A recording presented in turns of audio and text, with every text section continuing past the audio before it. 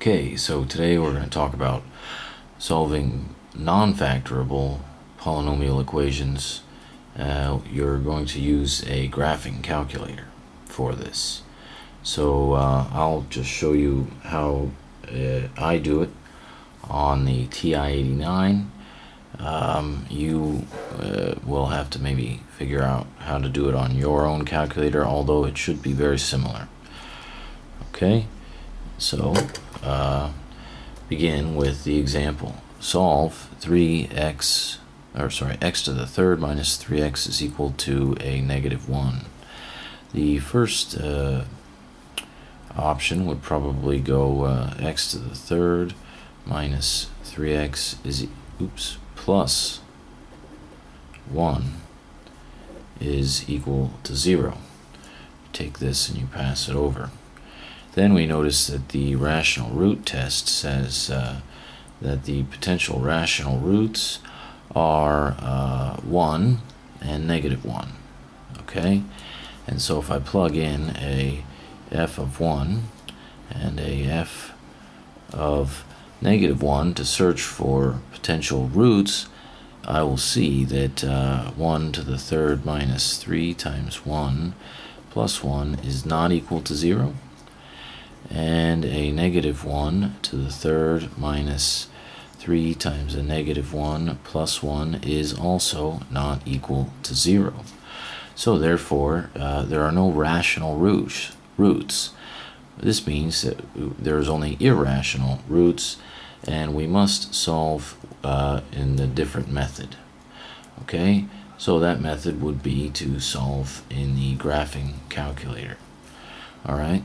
So the first step would be to graph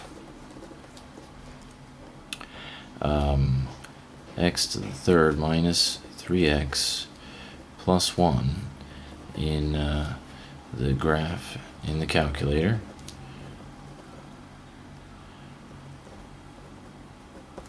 And be sure that all roots or x-intercepts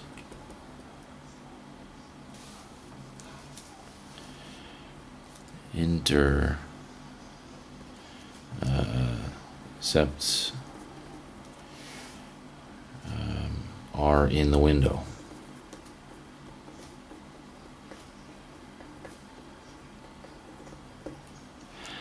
Step 2, use the 0 function. Okay, so I'll go ahead and do that on my graphing calculator, which is on my computer. So I'll show you what I've done, or what I'm going to do here on my graphing calculator. And here's my computer. Maybe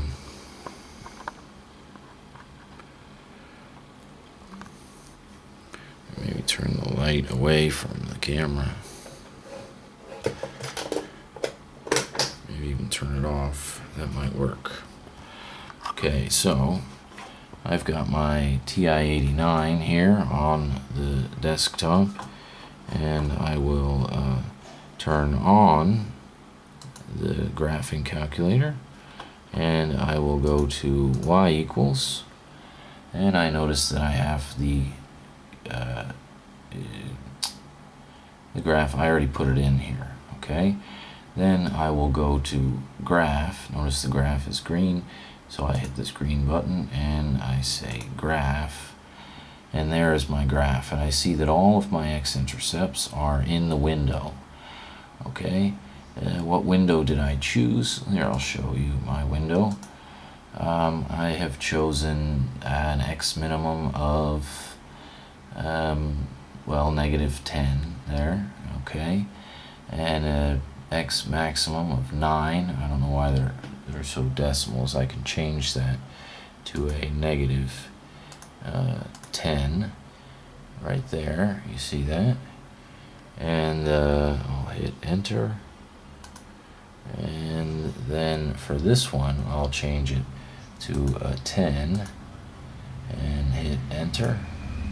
Okay, and there's my window. This right here is the scale. This tells me that every 5 x values I'll have a little dot on the scale. Okay, that's not that important, but let me go ahead and do graph, and I notice there's my graph. Okay, and so what you're going to want to do is find the 0 function. For mine it's f5, and then I go down to the 0, hit the down button there, and there is the 0. So if I hit enter, what it's going to ask me is for a lower bound. The lower bound, it's going to search for a 0 for you. So you have to give it a lower bound. So I'll move the little circle thing so that it is below one of, notice my lower bound here, it's below one of this first 0. And then I'll hit enter. Oops, I moved it. There we go. Then I'll hit enter. Then it's going to ask me for an upper bound. Notice it asks for an upper bound here. Now what I'll do is I will move just above that 0. So what I'm trying to do is I'm trying to zero in on this 0 right here. So I chose a lower bound right down here and an upper bound right there, and then I hit enter again, and it will give me the 0 value. It will give me the x value when y is equal to 0. Okay, so notice if we get in closer here, notice that y is equal to 0 here. So what's the x value? It looks to be around -2 here. Okay, and so around -1.87. Okay, so now what I think is a good idea is to go back to our paper here, and so we use the 0 function and we say x is equal to a -1.8. What was that? 88. Okay, so that's one of my x's. Or x is equal to, now we search for the next one. Okay, so I'll go over to the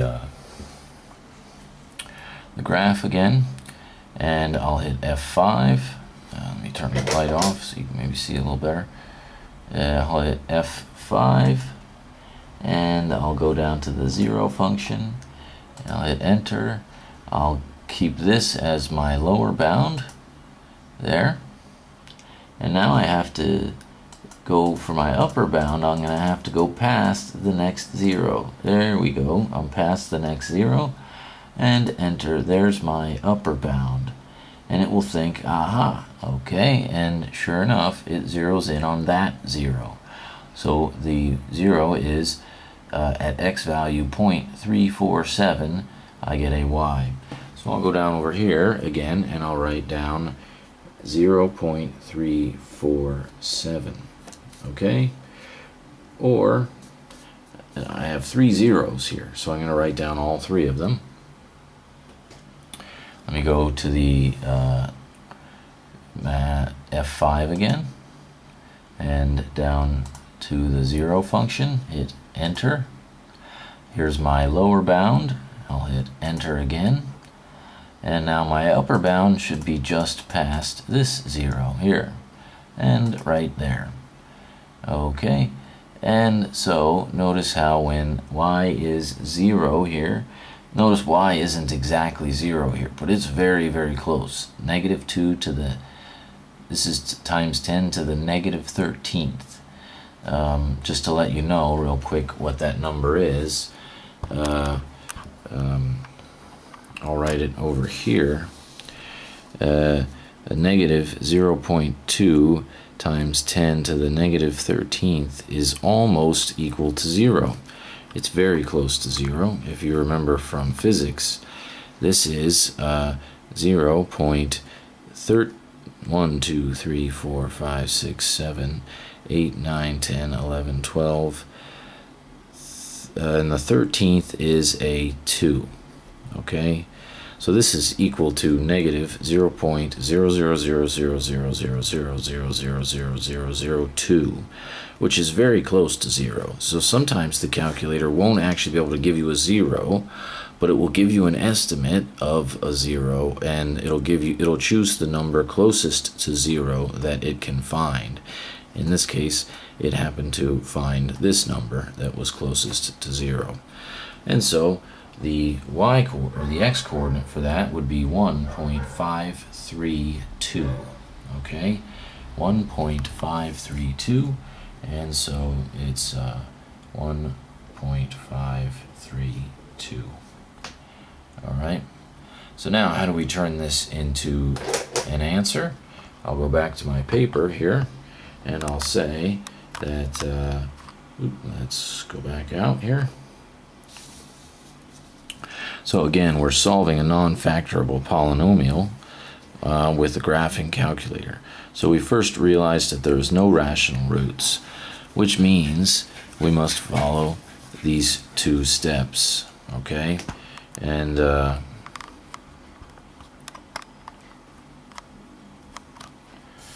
2 steps are to graph it and make sure that all of the roots or x-intercepts are in the window.